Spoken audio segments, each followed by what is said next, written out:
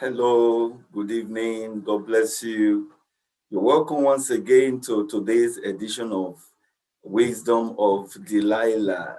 In fact, whenever I mention it, it's like, oh, Delilah again. Do we have anything to learn from Delilah? Yes, we do. We do. But I want to appreciate God for those who have been following us. At least we've had 2 episodes now, and they've come to realize that. There are really a lot of things to learn from this woman, Delilah. She used it negatively, but hey, as women, we can pick this thing out positively. And of course, even as men as well. So much lessons to learn from this woman. Hey, this is Festus Flourish Osemuahu, and this is MCare TV. And this is a regular series on Delilah. Like I did say at the beginning, after this Delilah, we're going to be picking up another, bad character in the Bible.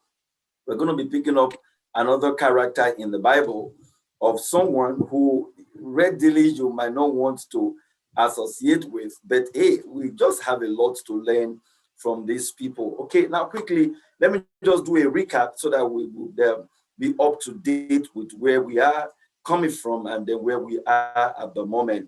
You remember when I started this series about 3 Sundays ago, I started sharing about the wisdom this woman, Delilah, used to bring down this great man, Samson.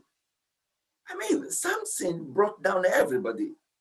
He was a national threat. All the armies gathered together. They couldn't find solution to this man. And hey, this woman brought down this great man. Just one woman. And I said, look, there should be something about this man. Let's learn from it. Okay, the lessons we learn from Delilah, we will certainly not use it to bring down great men, certainly not use it to bring down our husband, but we can use it to uplift them. Delilah could have used that wisdom to also build Samson, but hey, she used her wisdom to send him out. And so we've started looking at it critically, looking at areas that you readily don't want to look at. But hey, friends, these are really, really lessons that we need to learn. The first series we talked about enticing. She used the enticing tool to lure Samson into, bringing him down. We talked last episode 2. We talked about using her body endowment. The gift, the tools in her body, the same thing that the man fell in love with. And like we're saying, we said, look, as a woman, there's something that your husband fell in love with in your body. Maybe the shape of your face, okay, or the size of your breast, or the Coca-Cola shaped bottle size of your hip and all that. And oh, that was really what got into it. And I said, look, those things, when well arranged and garnished and packaged, can still really be a very good, sellout point for you. You can always bargain on it. Don't underrate the power of what you have as a woman.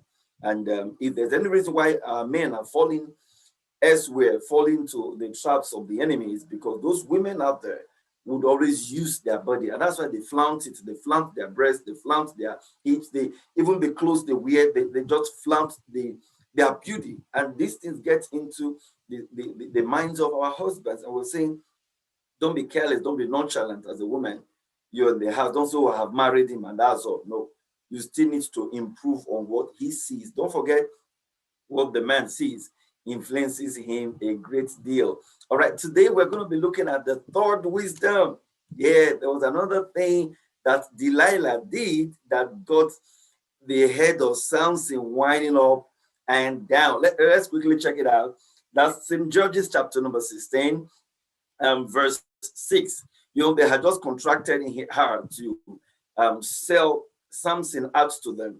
And they promised her, goodies, 11 pieces of silver and all that. Hey, the stage was set and the woman was ready to begin her job. But let's see the third tool that this woman used to, bring down Samson and to get into the heart of Samson. Let's look at verse 6. And Delilah said to Samson, tell me, I pray thee. Let me hold it there. I don't want to read further because that's just what I want to get out of that. Tell me, I pray thee. Okay, now let me rephrase it again. And Delilah said to Samson, tell me, sensuous words, enticing. We're not talking about enticing words now. The alluring words, the influencing words. That was why that word, pray thee. That word, pray. If you check the dictionary meaning of pray, it means polite request. Polite request or instruction. To make a polite request. Samson, my lover. I could imagine that was how she started it. Samson, the best man on earth, the strongest man. Samson, my sweetheart. Tell me the strength, the secret behind your strength. Look at the way I'm just painting the words. They are polite, influencing words. The Bible uses the word pray, polite request. Is another strength of the woman. Not, Samson, come here. Come and tell me the strength. This is your strength that you are killing all our. Come and tell me. Samson would not have fallen in. Samson would not have, I repeat again, would not have fallen in. But it was about the polite request, very polite. Hey, friends, take note of this. Our husbands really want us to be polite to them. If you want to get the heart of your husband, you've got to be polite. Okay, if you think I'm joking or I'm lying, ask your husband. Ask your husband the value of your polite request to him. Whenever you want to make a request, whenever you want to tell him things, how valuable it is to him when you are very polite.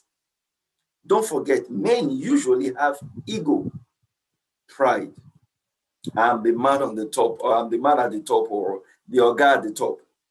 I'm the leader here. That thing often gets into their head. Women, let me tell you the truth. It often gets into their head. Husband. They don't really know the weight of being a husband anyway. That the husband means the husbandman, the one who has given up himself, who has literally died to love. They don't know. All their concern is the day that he has gone through that wedding ritual ceremony and it's over. And the next thing is he's called the husband. And that consciousness gets dawned on him. That is the husband. Oh, his shoulder will rise up like this. There is something in him that goes up higher than him. There is something in him that makes him look like even like Samson, as brave and as strong as Samson. There is something in him that makes every husband feel like a king. There's something in every man, every husband that makes him feel like a king. And so you step on his toes when you use words harshly against him. In every husband, there is a sleeping lion. Very, very quiet, gentle, sleeping. Or you step on his tail. Because in him is this understanding of I'm the husband here, I'm the ego. And then you want to make requests, you're shouting at him, no regard to him, no respect. You just call him the way you call your security man, the way you address your younger brother. There is no special honor. It often breaks the heart of this man. It often brings out the lion in them. And that is not a wise wife. That is not a wife who has the wisdom of Delilah like we're looking at. The Bible uses the word, and look at it again. It said, and Delilah said to Samson, tell me, I pray thee. Oh, prayer. What do we mean by prayer? When we pray to God, well, we have to go about it with thanksgiving. We have to worship God. We have to say, oh, Alagbada, the greatest of all greatest, the mightiest of all the mighty, the biggest, the strongest. You are these. No, you're doing all the worship, not just to, it's like you're making God's head swell. God loves worship. And men are just extension of God because we're made in the image of God. Men love to be worshipped as well. When you massage the man's ego, he wouldn't know when he will put his head like this. The head will enter in like the tortoise, so the tortoise. He wouldn't know when you enter like this and put the head on your laps for you. You can have the value of Delilah over that man when you massage his ego. When you tell him how great he is, how understanding has been as a husband. Yes, some of you might say, oh, my husband is not responsible. He doesn't take care of children's school fees. He doesn't do this. But the little he's doing, massage his ego. At least he still comes back home, massage his ego. Thank you. You're the best husband. You're the most wonderful father to my children. Yes, he has errors. He has mistakes. He might not be perfect. Massage his ego. Let him know that he's doing so much. Let him know that you value his place in your life. When you go out and you see the report of widow and widows, oh, friends, you need to understand what widows go through. So many widows will tell you, I wish I still have my husband around to be fighting with him. I wish I still have my husband around to be mean to me. Oh, it's such a painful experience to be alone. If that's enough reason for you to massage his ego, thank you, my husband, for always waking up by my side every morning. Thank you for being a wonderful husband. Wow. You see, you would have set a pace in his heart. Yes, he knows he has not been wonderful to you. He knows he has not been a good husband to you. But you know what you're doing? You are praying unto him, like Delilah did. You are massaging his ego. And before you know what's going on, the lion in him that's supposed to have roared in anger will now roar in pride, will roar in greatness, and then begin to, oh, wow. Because every man wants to conquer the wife as a subordinate. But that's where your strength comes in. Because your strength can make that man, unknown to him, be on his knees for you. You don't fight the man blow for blow. He shouts, you shout. He quarrels with you, are going to retaliate back. You can't make headway. There is the power you have, is an influencing power. Sometimes it could just be in the tone of your voice. It could just be the way you use your voice. It could just be the way you tell him, honey, my wife does this a lot. She calls me different names for different purposes. If my wife wants me to help her do some stuff, there's a way she will call me.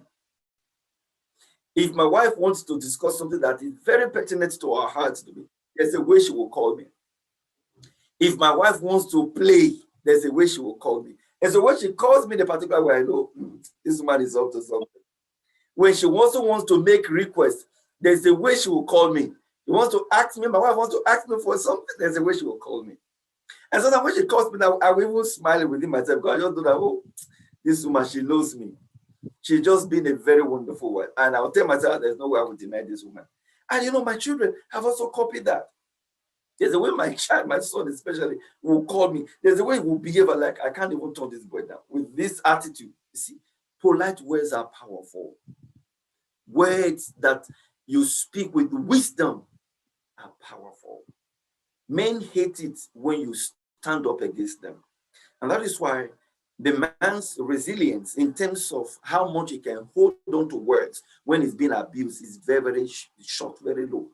He has a very short circuit for reacting when things are not going in his way. That is why most of the time you see him, he will raise up his hand and will slap the woman or beat the woman. Find out most of those men beating up their wives, they never wanted to. But somehow, he will say one, the woman will say 20. He will say 20, he will manage to say 20 put together, the woman will say 200. And he'll get to a point, he will be so fed up, he will beat the woman. But there's a way you would use those soft words. There's a way you tell him, sweetheart. Even the sweetheart, they will very often melting. He say, sweetheart now, smile now. What is it? Maybe he knows you want to request something. Are you not my beloved? Are you not my most important man? The only sugar in my tea, the only cockroach in my cupboard. You know those words now. The husband of my youth, the man I'm going to spend the rest of my life with, even to old age. You see, men love worship. There is no way when you begin to say these words, there is something you are up to. There is no way it will not melt him. In summary, I want to appeal to our wives. Let's learn from Delilah. If Delilah had gone about attacking Samson, Samson, come here, come and sit down. Tell me. This one that you are not clear everybody, tell me. It will not have worked. But she went about it in a very deceptive way. And sometimes deception can be the power one of the advantage of the woman. And you can use it positively. It's not for negative purpose. Yes, you know where you are going to, but you know how you want to get it. Have you not realized that places men go to ask for things, it might not be given to them, but let the woman go there. She will get it. I learned this very early in my marital relationship with my wife.